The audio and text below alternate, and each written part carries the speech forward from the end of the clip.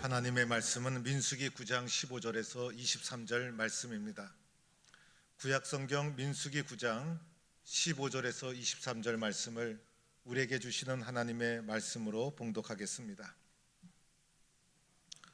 성막을 세운 날에 구름이 성막 곧 증거의 장막을 덮었고 저녁이 되면 성막 위에 불 모양 같은 것이 나타나서 아침까지 이르렀으되 항상 그러하여 낮에는 구름이 그것을 덮었고 밤이면 불 모양이 있었는데 구름이 성막에서 떠오르는 때에는 이스라엘 자손이 곧 행진하였고 구름이 머무는 곳에 이스라엘 자손이 진을 쳤으니 이스라엘 자손이 여호와의 명령을 따라 행진하였고 여호와의 명령을 따라 진을 쳤으며 구름이 성막 위에 머무는 동안에는 그들이 진영에 머물렀고 구름이 성막 위에 머무는 날이 오랠 때에는 이스라엘 자손이 여호와의 명령을 지켜 행진하지 아니하였으며 혹시 구름이 성막 위에 머무는 날이 적을 때에는 그들이 다만 여호와의 명령을 따라 진영에 머물고 여호와의 명령을 따라 행진하였으며 혹시 구름이 저녁부터 아침까지 있다가 아침에 그 구름이 떠오를 때에는 그들이 행진하였고 구름이 밤낮 있다가 떠오르면 곧 행진하였으며 이틀이든지 한 달이든지 1년이든지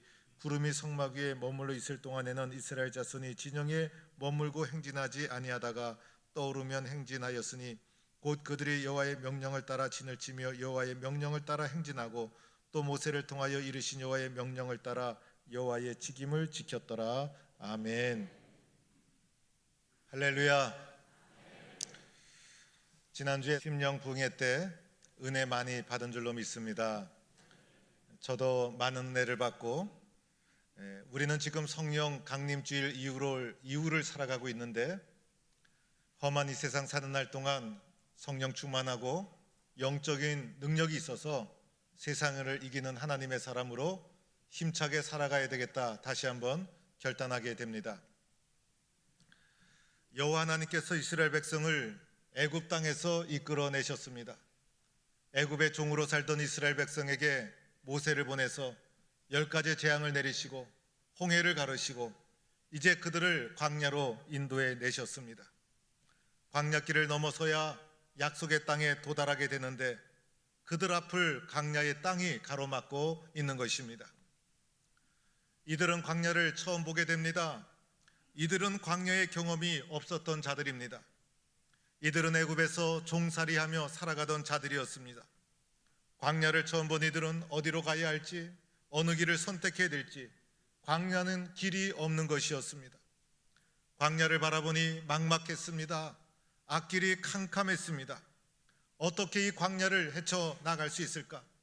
무슨 힘으로 광야를 넘어서 약속의 땅에 이를 수 있을까?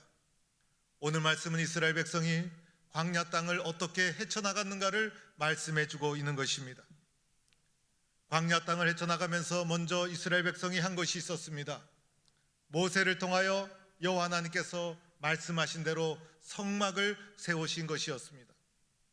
하나님께서 모세를 통해 말씀하신 대로 성막을 다 세운 그날에 그 증거의 장막 위에 하나님의 구름이 덮게 됩니다. 하나님의 구름이 성막 위에 덮게 되었다는 것은 하나님이 그곳에 임재했다는 것을 말해줍니다. 시내산에서 모세가 하나님의 음성을 들을 때 빽빽한 구름 가운데 임재하신 하나님의 음성의 말씀을 들었습니다. 그런데 구름이 증거의 장막 그리고 성막 위를 덮었다는 것은 이제 하나님께서 시내산에서 성막으로 임재의 처소를 옮기셨다는 것을 말해주고 있는 것입니다.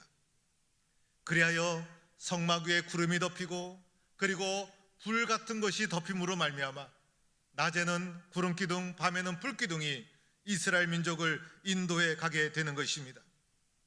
16절 말씀해 보니 항상 그러하여 라고 말씀이 있습니다. 하나님께서 항상 그들과 함께 했다는 것입니다. 한시도 그들을 떠나지 아니하시고 성막 가운데 임재하신 하나님께서 늘 언제나 동행해 주셨다는 것입니다. 출애굽기 13장 22절에 이러한 모습을 이렇게 설명합니다. 낮에는 구름기둥 밤에는 불기둥이 백성 앞에서 떠나지 아니하니라. 광야를 앞에 두고 불안해하는 이스라엘 민족에게 하나님께서는 불기둥과 구름기둥으로 임재하여 주셔서 내가 너희를 떠나지 아니한다. 내가 너희와 함께 동행한다. 그들에게 하나님께서 함께하여 주심을 직접 보여주고 있는 것입니다. 그래야 이제 성막을 중심으로 하나님이 임재하신 그 성막을 중심으로 이제 광야길을 들어서게 되는데, 광야길을 어떻게 그들이 걸어가게 됩니까? 광야에는 알다시피 길이 없지 않습니까? 광야에는 방향을 나름대로 잡을 이정표도 없습니다. 그리고 뭔가 표시가 나는 특별한 지형도 없고 건물도 없습니다. 사방팔방으로 끝없는 광야가 펼쳐져 있을 뿐입니다. 어디로 가야 합니까? 어떻게 가야 광야를 넘어서 약속의 땅을 도달할 수 있을까요? 어떻게 해야 이 넓은 광야를 헤쳐나갈 수 있을까요? 안내자도 없었고 광야를 경험한 사람도 없었습니다. 그런데 성막 가운데 구름과 불로 임재하신 하나님께서 구름기둥, 불기둥으로 그들의 발걸음을 직접 인도해 주기 시작합니다. 이스라엘 백성이 성막 위에 구름이 떠오를 때는 이동합니다. 그리고 구름이 멈출 때는 그곳에 멈추게 됩니다. 성막 위에 임재하신 구름이 인도하는 대로 이스라엘 백성이 광야 땅을 행진하게 됩니다. 이러한 이스라엘 백성들의 모습을 성경은 이렇게 설명하고 있습니다. 이스라엘 자손이 하나님의 명령을 따라 행진하였다. 그들 가운데 구름이 이끌 때는 순종해서 행진하고 구름이 멈추면 멈추고, 이것을 하나님께서 인도하여 주셨고 하나님의 명령에 따라서 그들이 행진했다고 말씀하고 있는 것입니다. 사랑하는 성도 여러분, 이스라엘 백성은 광야 땅을 처음 가보는 것이었어요. 광야를 가본 사람은 한 사람도 없었어요. 그리고 광야길에 그들도 처음 들어선 것이었어요. 여러분도 낯선 곳에 가서 방황한 적이 있지 않습니까? 낯선 곳에 가서 어디가 어딘지 몰라서 나름대로 혼란을 겪은 적이 있지 않습니까? 광야에 들어서면 동서남북을 구분하기도 어렵습니다. 어느 정도 가야 오아시스가 나오는지 알 수가 없어요. 어느 정도 가야 광야의 끝이 되는지도 예측할 수가 없습니다. 광야는 끝없이 펼쳐져 있습니다. 저 멀리 보이는 것이 우리 눈에는 금방 도달할 것 같지만 가도 끝이 없는 광야가 계속되는 것입니다. 쉴 곳도 없습니다. 잘못 가면 중간에 목이 말라서 타서 죽고 마는 것입니다. 아무런 양식도 구할 수가 없습니다. 세상의 지식과 기술, 광야에서 아무 소용이 없습니다. 광야는 걸어서 갈 수밖에 없습니다. 한두 시간 걸어가는 것은 괜찮지만은 하루 종일 걸어간다든지 한 달을 걸어가는 것은 불가능한 일입니다. 며칠 동안 걸어갈 수도 없는 것이었어요. 방향을 잘못 잡으면 열심히 걸어가도 나중에는 자기가 왔던 곳에 되돌아오게 됩니다. 광야에서 방향을 잊어버리면 벗어날 수가 없습니다. 광야는 죽음의 위험이 도사리고 있는 땅입니다. 이러한 광야를 어떻게 헤쳐나갈 수 있겠습니까? 하나님께서 직접 구름과 불로 그들의 발걸음을 인도해 주셨다는 것입니다. 하나님의 인도가 없이는 광야길을 걸어갈 수가 없는 것입니다. 오늘 본문에서는 이러한 구름과 불로 인도해 나가는 장면을 하나님의 명령이요, 하나님의 명령에 순종했다, 이렇게 표현하고 있습니다. 그래서 오늘 읽은 본문에 하나님의 명령이라는 단어가 자그만치 7번이나 등장합니다. 18절 말씀에도 이스라엘 자손이 여호와의 명령을 따라 행진하였고 여호와의 명령을 따라 진을 쳤다. 23절에도 여호와의 명령을 따라 진을 치며 여호와의 명령을 따라 행진하고 모세를 통하여 이르신 여호와의 명령을 따라 여호와의 책임을 지켰더라. 그래서 구름기둥, 불기둥의 인도함을 받아 광야길을 걸어가는 이스라엘 백성들의 모습을 여호와의 명령을 따라 순종하고 여호와의 명령을 따라 행진하고 여호와의 명령을 따라 진을 쳤다. 그래서 하나님의 명령에 순종하며 광야길을 헤쳐나갔다 말씀하고 있는 것입니다. 사랑하는 성도 여러분, 가만히 생각해 보면 우리의 인생길도 광야와도 같은 것입니다. 이스라엘 백성이 광야를 처음 가지 않았습니까? 우리도 인생을 처음 살지 않습니까? 광야길을 헤쳐나가야 약속의 땅에 이르듯이 우리도 인생을 살아가면서 광야와 같은 인생길을 헤쳐나가야 되는 것입니다. 이스라엘 백성이 처음 가는 길이었어요. 인생을 2번 사는 사람이 있습니까? 모든 사람은 인생을 한 번 살아가는 것입니다. 광야에 들어서면 어느 쪽으로 가야 될지 동서남북을 분별할 수가 없어요. 인생을 살아가면서 어느 길을 걸어가야 될지 예측할 수가 없어요. 광야를 걸어가면 우리 앞에 무엇이 놓여 있는지 알 수가 없어요. 광야 같은 인생길을 살아가면서 우리 앞에 무엇이 있는지 알 수가 없어요. 어느 쪽을 가야 될지, 무엇이 기다리고 있는지, 어떤 사고, 어떤 병마, 어떤 사건이 나를 기다리고 있는지 알 수가 없는 것입니다. 광야길을 알고 걸어갔습니까? 알지 못하고 걸어갔어요. 인생길을 알고 걸어갑니까? 알지 못하고 걸어가는 것이 우리의 인생길인 것이에요. 그래서 광야의 길은 우리의 인생길과도 같다는 것입니다. 이 인생길을 우리는 어떻게 걸어가야 되겠습니까? 먼저 이스라엘 백성 성막 가운데 하나님이 임재하지 않았습니까? 그들이 하나님의 말씀에 따라 성막을 건축하고 성막 가운데 하나님께서 임재하지 않았습니까?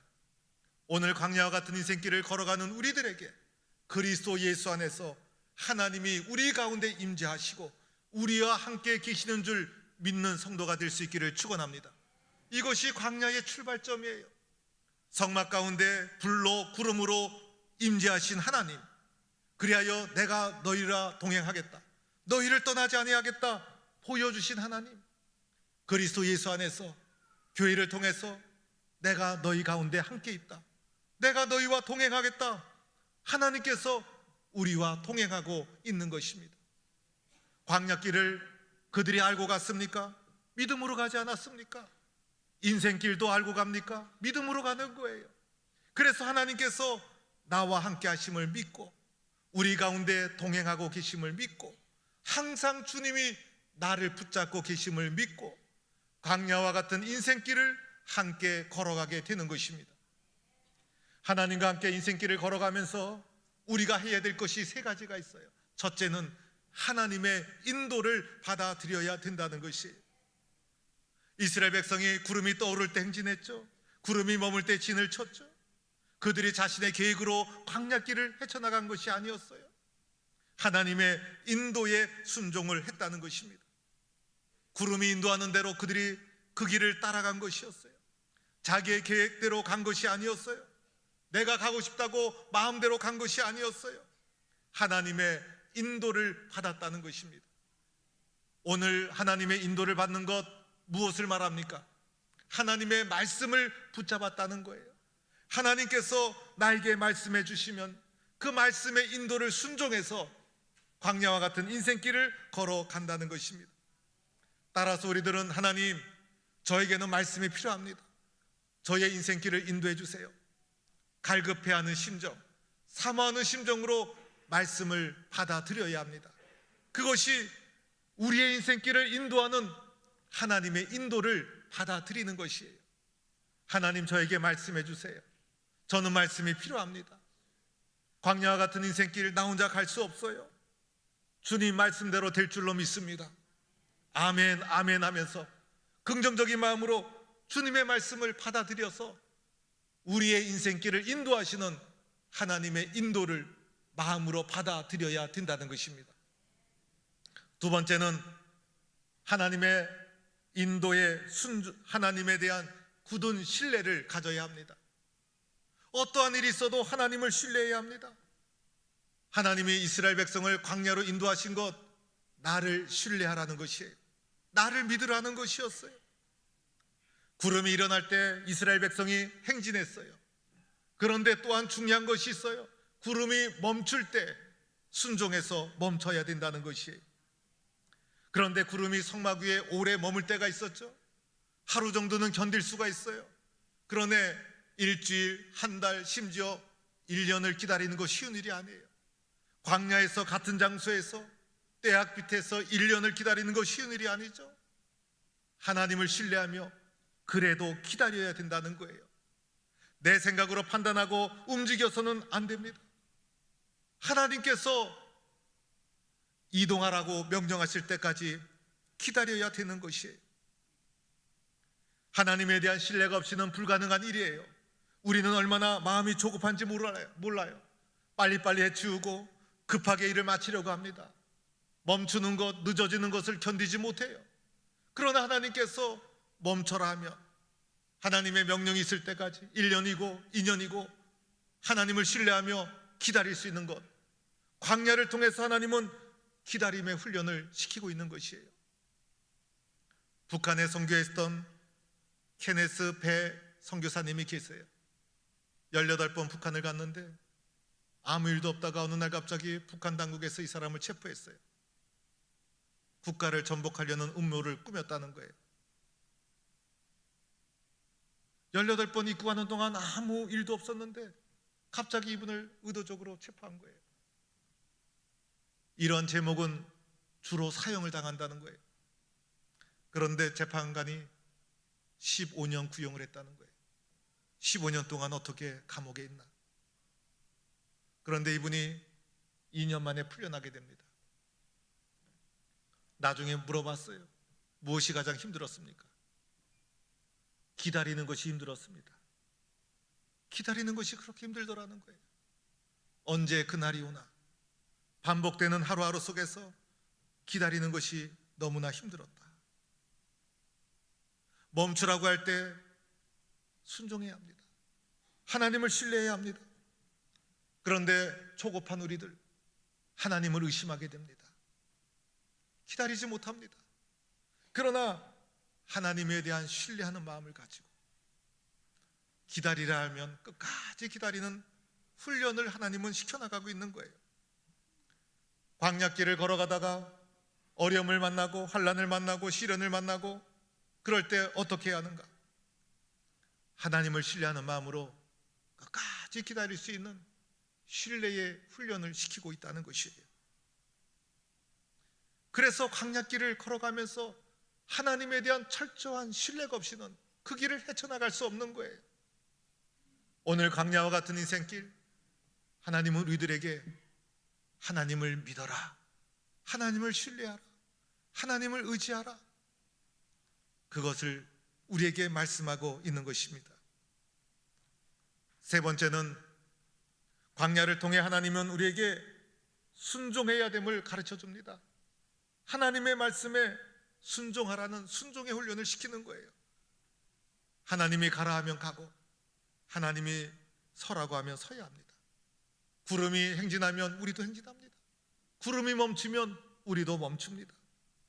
내 뜻대로 움직이는 것이 아니라 하나님의 인도에 순종하는 것이에요.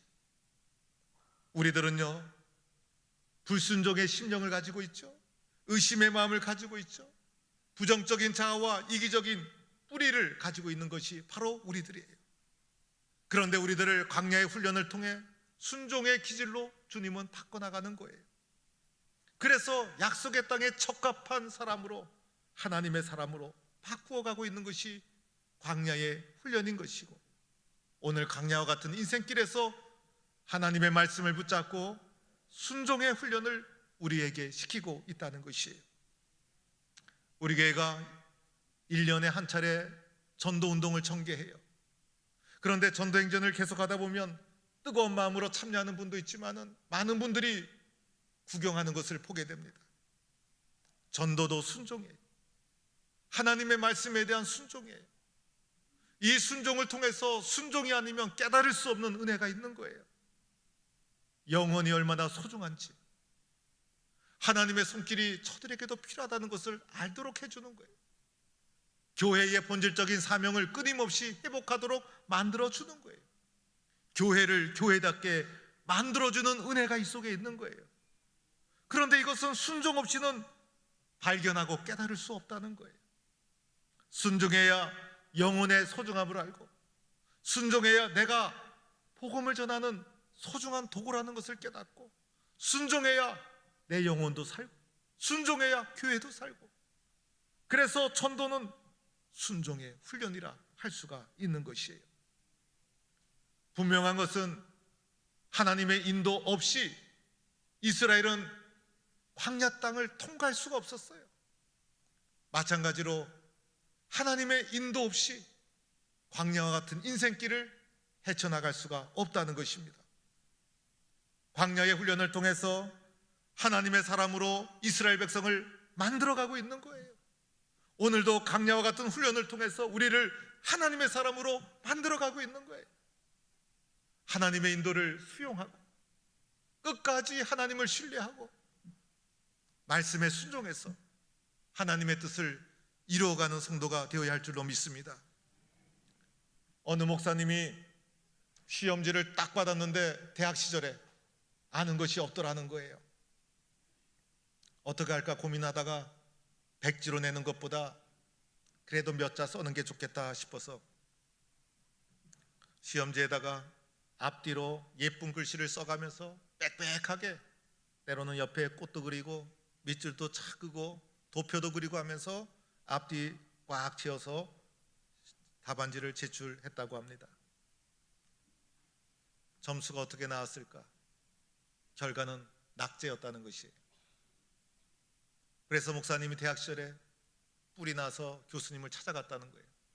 교수님, 그렇게 열심히 썼는데 왜 낙제입니까?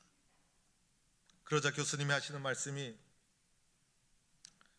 시험지에 문제의 답을 써야지 자신이 하고 싶은 말을 잔뜩 쓰면 어떡하냐, 그러면서 책망을 하면서 자네는 낙제네, 그런 말을 들었다는 것입니다.